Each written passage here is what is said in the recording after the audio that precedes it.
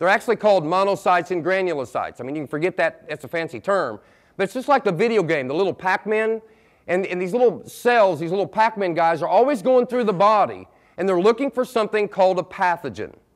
A pathogen is defined as a virus, a toxin, or a bacteria. That is the only three things that are going to cause you a health problem.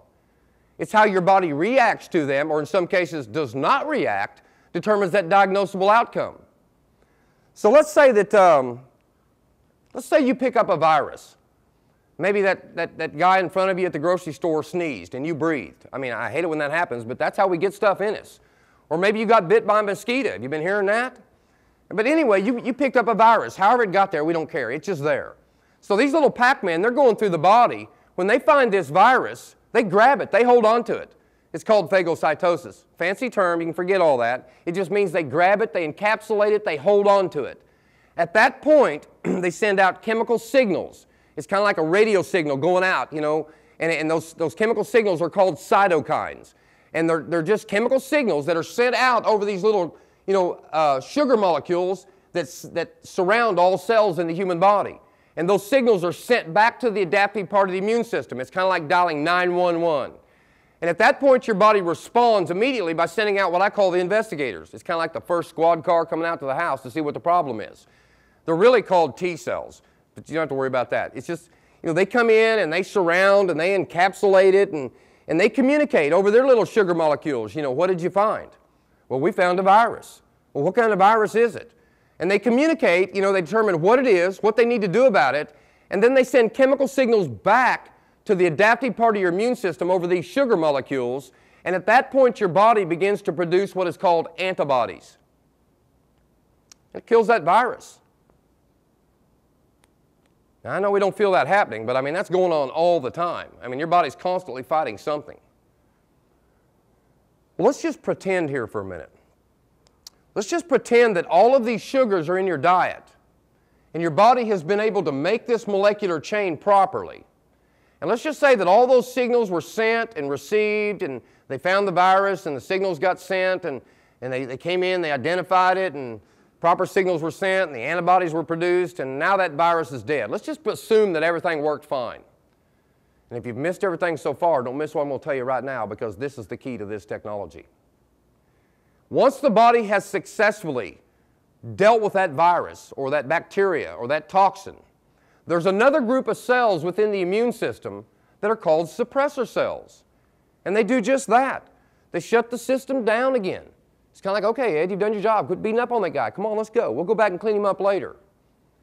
If the suppressor cells are unable to receive the message because one or even two of these sugars are missing on this molecular chain right here. Let me put this in other terms. H-E-L-P. What does that spell? Help. Pretty easy. That's made up of a long line, a short line, and a small curve. If you add the big curve to that, like a D is a long line, a big curve, letter A is two long lines and a short line, these four raw materials right up here make up 26 letters, so that we can formulate words to create sentences so that you and I can communicate. Let's just remove one raw material from this equation. Let's just remove this long line right here. At that point, we go from a level of communication to a level of miscommunication. That's exactly what's going on in your body. It's like my phone number. You know, if you don't dial all 10 digits of my phone number, it's not even going to ring.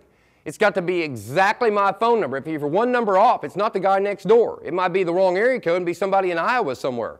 It's got to be exactly my address, exactly my zip code, exactly my number to get a message to me at my house. So my point is this. If even one sugar is missing and your body either is unable to send a message correctly, or in fact the phone lines are down and they're unable to receive the message, and your body does not shut down the immune system properly, the suppressor cells don't pick up the message, and your body continually produces an antibody, if it begins to destroy something in your body, you have something called an autoimmune disease. And it really just depends on what it attacks as to what they call it. An example, You know, if it's attacking the fatty tissue that surrounds your nerves, known as the myelin sheath, and it begins to destroy that and affect your nerves, you've got multiple sclerosis. If it's affecting the connective tissue that holds your internal organs in place, you've got systemic lupus. If it's related to, you know, muscles in relation with a chemical imbalance, you've got fibromyalgia. If you picked up an intestinal virus when you were a child, it attacks the pancreas, and the body overreacts and actually destroys what they call the islets of Langerhans, which are your insulin-producing cells in your pancreas, then you're a juvenile onset, type 1 diabetic. Now see, that's overactive immune systems. It really just depends on what's going on as to what it's attacking and what they call it, but that's where your immune system has gone awry and is literally attacking something. What about the underactive immune systems? You know, she's trying to wake him up and he won't get out of bed, and that intruder gets on in and starts damaging something. Well, cancer is a prime example of that. You know, cancer is a degenerative, regenerative breakdown in the body. See, all cells die off. They become what's called necrosing cells. They die away and new ones become born again. They take their place. Well, within the immune system, you have a group of what I call quality control guys. I've heard them called night watchmen. I mean, they never sleep. They're the big guns of your immune system. They're actually called macrophage. And their whole function is to go through the body and find these cells that are not regenerating properly, known as cancer cells. Well, first they have to recognize them. When they recognize them, they grab them, they hold on to them, they encapsulate them, they circle them. That's called phagocytosis again. Fancy term, it just means they cover them up, they encapsulate them, they hold on to them. At that point, they send out chemical signals over these sugary coats that surround their cells back to your adaptive part of your immune system, and at that point your body begins to produce what is called necrosing factor and interferon. And it kills those bad cells. Does anybody feel that happening? You feel it not happening? See, you don't know. That's why cancers live 90% of its life when you find the lump. The tip has now come above the water, and you realize you got an iceberg on your hands, and you're over here fighting for your life. You know, I have an old expression, talk is cheap. Actually, my motto is Proverbs 14:23. All hard work leads to profit, mere talk leads to poverty. Talk is cheap. You can say this stuff all day long, prove it to me. Okay, I will. First of all, Harper's Biochemistry, which is a medical textbook for doctors, was rewritten in 1996 over everything I just shared with you. You know, prior to 96, this was just unheard of.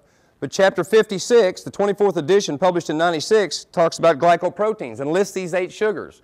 The first graduating class of doctors that are aware of this technology is the class of 2002. And people ask me, why doesn't my doctor know about it? And I asked you, when did he graduate? You see, it's out there. You see, and they got 4 to 7 years of internship before they're ever going to talk to a patient, so it's out there. And there's continuing medical education being done for current doctors right now, so it's just a matter of time before somebody tells your doctor, or he's educated on this. Acta Anatomica, one of the most prestigious biochemistry journals in the world, was rewritten in 1998 over everything I just shared with you. The total journal was devoted to glycosciences and the study of complex carbohydrates.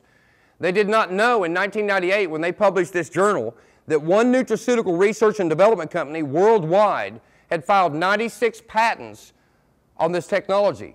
You see, something I want people to understand, this